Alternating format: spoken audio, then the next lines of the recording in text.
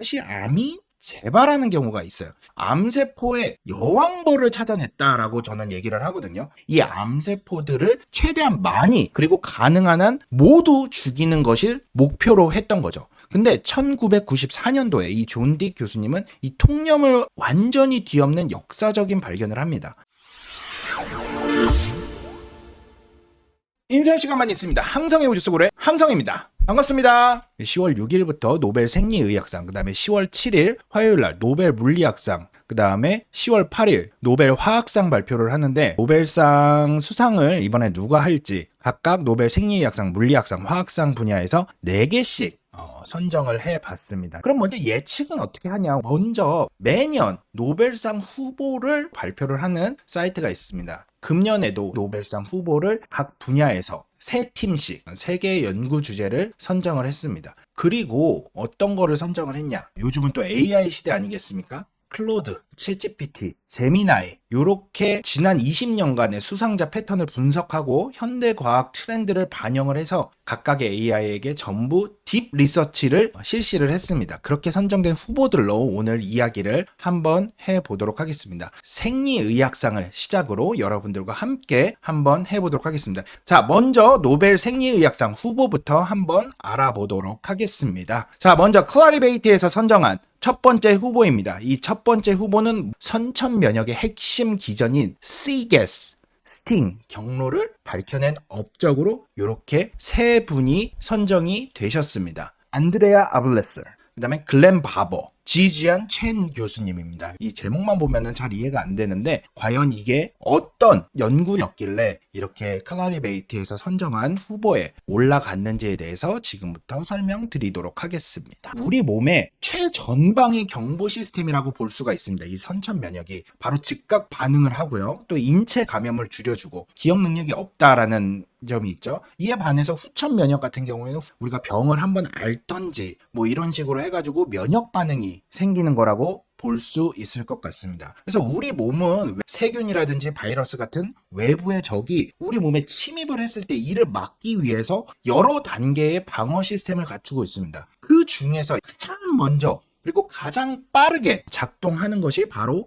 선천 면역입니다. 선천 면역이라고 하는 거는 태어날 때부터 갖고 있는 건데, 과연 이 시스템이 어떻게 들어오자마자 적이다 라고 인식하는지가 과학자들은 궁금했던 거예요. Cgas, 스팅이라고 되어 있는데 이 경로를 통해서 이거를 알게 되었습니다. 먼저 1단계로 위험 신호들을 감지를 해야겠죠. 우리 몸의 세포 안에는 유전 정보가 담긴 DNA가 들어있죠. 근데 이 DNA는 원래 이 세포 핵이라고 하는 안전한 금고 같은 곳에 있어야 돼요. 근데 여기 이미지처럼 바이러스라든지 세균이라든지 아니면 세포 자체가 되게 극심한 스트레스를 받게 되면은 이 DNA가 이 밖에 있는 세포질 속으로 흘러나오게 됩니다. 우리 몸의 면역 시스템이라는 거는 DNA가 있으면은 안 되는 곳에 있네? 라고 반응을 하겠죠. 이때 이 Cgas라고 하는 단백질이 세포질을 순찰하다가 이 비정상적인 DNA를 발견하고 즉시 달라붙습니다. 그 다음에는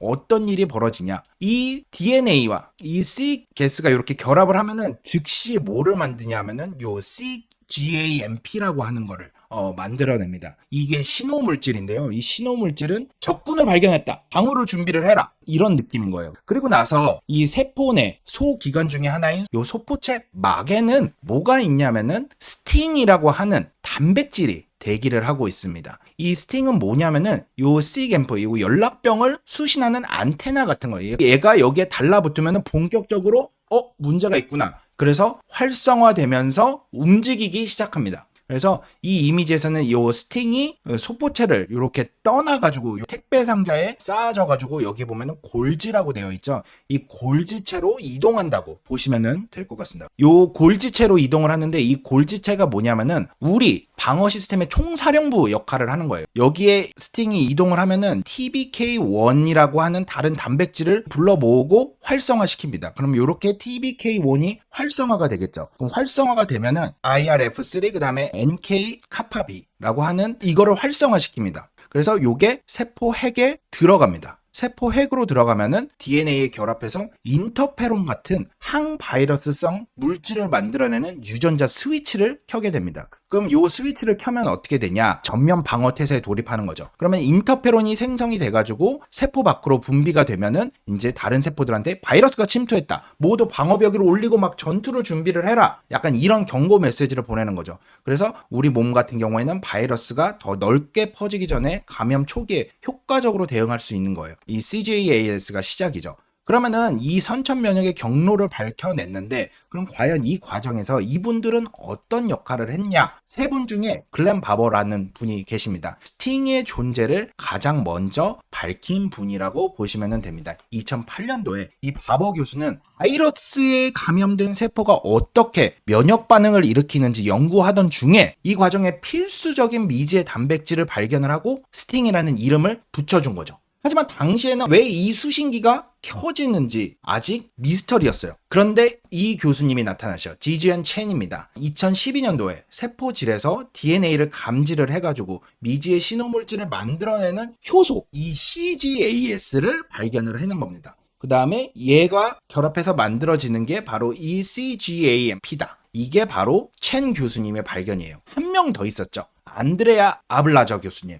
첸 교수의 연구를 바탕으로 이 시게스 스팅 경로가 어떻게 정교하게 작동하는지, 그리고 가장 중요한 거는 우리 몸의 정상적인 DNA에는 반응을 하지 않아요. 외부 침입자의 DNA에만 선택적으로 반응을 합니다. 이게 어떻게 반응을 하는지, 외부 침입자의 DNA를 어떻게 구분해내는지, 이거를 구조생물학적으로 밝혀내서 이 경로 시스템에 대한 이해를 한 차원 높였다라고 볼 수가 있습니다. 이 과정을 분자 단위에서 밝혀낸 거예요. 이 과정이 실제로는 엄청나게 매우 복잡하고 정교한 과정이다. 그래서 이 세 과학자는 각자의 자리에서 연구를 진행을 했어요. 뭐 공동 연구를 한 거는 아니고 발견이 서로의 연구를 완성시키는 필수적인 조각들이었던 거죠. 이분들의 연구가 없었다면은 현대 면역학의 큰 줄기 하나가 비어 있을 겁니다. 그럼 이 발견을 통해서 우리가 무엇을 알 수가 있냐? 질병에 대한 새로운 이해를 할 수가 있는 거죠. 그래서 항암 치료라든지 아니면 백신 개발이라든지 아니면 자가 면역 질환 치료라든지 이런 것들도 지금 이분들의 연구를 바탕으로 활발히 모든 연구가 진행이 되고 있다. 이번엔 클라리베이트에서 선정한 두 번째 분야입니다. 길어요. 백혈병 줄기세포를 최초로 규명을 한 거죠. 그리고 암에 걸리면 치료가 된다고 하더라도 3년 동안 재발을 관찰을 하고 여기에서 암이 안 생겨야 암이 완치가 됐다고 하는데 이게 종종 재발을 하는 경우가 있어요. 근데 왜 재발을 하는지에 대해서 연구를 하시고 그 재발하는 기작을 밝혀내신 거죠. 그래서 여러 종류의 암과 그 치료에 대한 관점을 바꾼 공로다. 존 E. 딕 교수님이 후보에 올랐습니다. 사실 오랫동안 암 치료의 가장 큰 미스테리 중에 하나가 재발이었어요. 강력한 항암제를 쓰든지 아니면 방사선 치료 같은 것들을 하잖아요. 암세포를 눈에 보이는 거는 거의 다 죽였어요. 그리고 나서 영상 검사에서도 암이 보이지 않아요. 일단은 치료가 됐다라고 생각을 합니다. 근데 이렇게 치료가 잘 된 환자에게 몇 달 혹은 몇 년 뒤에 다시 암이 재발하는 경우가 있어요. 이건 전이 과정을 밝혔다기보다는 재발하는 그 이유를 밝힌 거거든요. 암세포의 여왕벌을 찾아냈다라고 저는 얘기를 하거든요. 과거에 과학자들은 이 암덩어리, 그러니까 종양이죠. 똑같은 암세포들이 무질서하게 증식한 결과물이다 라고 생각을 했습니다. 그래서 치료의 목표는 이 암세포들을 최대한 많이 그리고 가능한 한 모두 죽이는 것을 목표로 했던 거죠. 근데 1994년도에 이 존 딕 교수님은 이 통념을 완전히 뒤엎는 역사적인 발견을 합니다. 백혈병 환자의 암세포들을 분석을 하고 있었어요. 그러다가 암세포들 중에 아주 특별한 능력을 가진 극소수의 세포들이 있다라는 것을 발견을 했는데 그게 바로 백혈병 줄기세포 LSC가 있다라는 것을 밝혀낸 겁니다. 이 류키미아가 이 백혈병인데 과거 과학자들은 이 갈색으로 묘사된 이 암덩어리 전체가 문제라고 생각을 했어요. 그래서 모든 암세포가 똑같이 나쁘고 위험하다라고 본 거죠. 근데 존 딕 교수님은 이 암덩어리가 동등하게 있는 세포들의 집합이 아니라는 걸 밝혀냈어요. 그 위에 뭐가 있다? 숙주가 있다. 암에도 줄기세포가 있다라는 것을 발견을 한 거죠. 이 줄기세포가 바로 암 전체를 만들어내는 뿌리이자 여왕벌 세포다. 그쵸? 저그 여왕 같은 거죠. 그럼 이 발견이 왜 중요하냐? 테라피라고 하는 이 강력한 항암 치료를 통해서 얘네들을 전부 효과적으로 줄입니다. 리미션이라고 하는 것은 암덩어리가 거의 사라져서 눈에 보이지 않는 상태를 우리가 관해라고 합니다. 이때까지만 해도 이 관해가 이루어지면은 치료가 성공한 것처럼 보이죠. 그런데 그림을 자세히 보시면은 강력한 치료에도 불구하고 몇몇 세포들이 남아 있습니다. 어디 숨어서 남아 있는 숙주세포 같은 거예요. 이 숙주세포들이 대부분 활동을 멈추고 숨어 있습니다. 얘네까지 죽이지 못하면은 수많은 일반 암들이 결국 재발을 하게 됩니다. 그러니까 대부분 암덩어리가 고정 상태가 아니라 계속 진화하고 변한다는 것을 보여주거든요. 그러니까 요 핑크색에서 시작해서 좀 더 진한 색, 아니면 갈색, 아니면 노란색, 이런 식으로 계속 하위 그룹들이 생겨나요. 하위 그룹들이 생겨나서 암이 전체적으로 퍼져나가는 거죠. 이게 왜 문제가 되냐면 항암제는 얘네 갈색을 공격하는 데는 전혀 문제가 없는데 이렇게 노란색이라든지 핑크색으로 변해버리면은 효과가 없을 수 있습니다. 이 주류 암세포들을 제거를 한다고 하더라도 이렇게 변한 애들은 작동을 안 할 수가 있는 거죠. 암이 치료에 대한 내성을 갖게 되는 가장 중요한 핵심 원리 중에 하나예요. 암 줄기세포가 주변 환경에 따라서 상태를 바꿀 수 있다라는 놀라운 능력을 가졌다라는 것을 밝혀내신 거죠. 그래서 암 치료의 목표를 바꾼 거죠. 이 교수님 덕분에 새로운 항암제 개발을 길이 열린 거죠. 요즘에 암 치료 성공률이 엄청나게 높아졌잖아요. 거기에 큰 기여를 하셨다 라고 보시면 될 것 같습니다. 마지막으로 클라리베이트에서 선정한 노벨 생리의학상 식욕, 에너지 및 신진대사를 조절하는 호르몬 그렐린을 발견한 공로라고 되어 있습니다. 서울대학교 최영진 교수님과 우리 GLP-1에 대한 이야기를 할 때 그렐린 호르몬에 대한 이야기를 한 적이 있습니다. 이 그렐린이 뭐냐? 우리가 배고프다, 아니면은 배부르다라는 느낌, 우리는 매일 당연하게 느끼지만 뇌는 어떻게 배가 비었는지 아니면은 배가 부른지 이걸 어떻게 아는 걸까요? 켄지 칸가와하고 마사야수 코지마 박사님입니다. 쥐의 위에서 분비되는 새로운 호르몬을 발견을 했어요. 이 이름을 그렐린이라고 붙였어요. 이 그렐린이라는 게 뇌하수체에서 성장 호르몬을 촉진하는 물질로 발견이 되었는데 이 호르몬의 진짜 기능이 밝혀집니다. 바로 배고픔 호르몬. 이 위에서 발견된 호르몬이 혈액을 타고 뇌 시상하부에 가면은 여기서 밥 먹어라, 배고프다, 음식을 찾아라 라고 이제 뇌가 인식을 하는 거죠. 근데 이게 왜 중요하냐? 우리 자동차에 기름 떨어지면은 불 들어오잖아요. 이런 것처럼 그렐린 같은 경우 우리 몸에 에너지가 부족하다는 것을 뇌에 알리는 핵심적인 약간 생존 신호라고 보면 돼요. 근데 이 전까지 식욕 조절은 주로 뇌나 지방세포에서 보내는 신호, 그러니까 렙틴이 중심이라고 생각을 했습니다. 하지만 위라고 하는 소화기관이 직접 뇌에 배고픔을 명령을 한다 라는 사실 자체가 되게 획기적인 것이었어요. 켄지 칸가와 교수님은 펩타이드 호르몬을 연구하는 데 있어서 원래 대가셨어요. 그리고 새로운 호르몬을 찾아내는 기술을 제공을 한 거고, 마사야스 코지마 교수님은 그렐린 수용체, 호르몬이 나오면 요거를 받아들이는 수용체를 발견을 하고 그 기능을 규명을 한 겁니다. 왜 다이어트는 항상 실패할까에 대한 과학적인 답을 그렐린이 제공을 하는 거죠. 그래서 비만이라든지 당뇨라든지 이런 것들을 치료를 할 수 있는 타겟을 제시를 했다라고 보시면 될 것 같습니다. 근데 위고비라든지 마운자로라든지 이런 거 나오잖아요. 이거의 전 단계라고 보시면 돼요.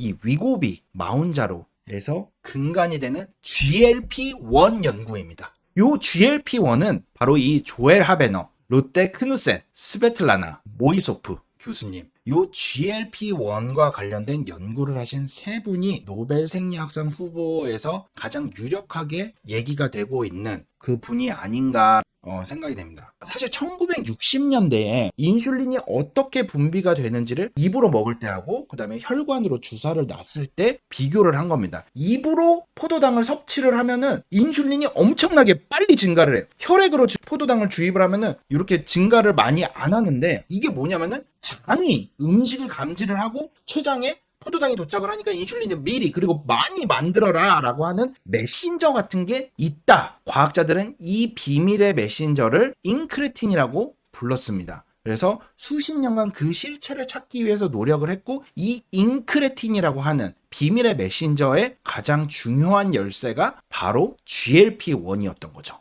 그래서 1980년대 초에 하버드 의대에 계셨던 조엘 하베너 교수님이 췌장에서 분비되는 원래 호르몬인 글루카곤을 연구를 하고 계셨어요. 이 글루카곤을 만드는 유전자를 분석을 하다가 이 유전자가 글루카곤뿐만 아니라 이 글루카곤하고 되게 비슷하게 생긴 펩타이드 두 개를 더 만들 수 있다는 사실을 발견을 합니다. 그래서 이름을 붙여줍니다. 글루카곤 라이크 펩타이드. 앞에 글자를 따면은 GLP가 되는 거죠.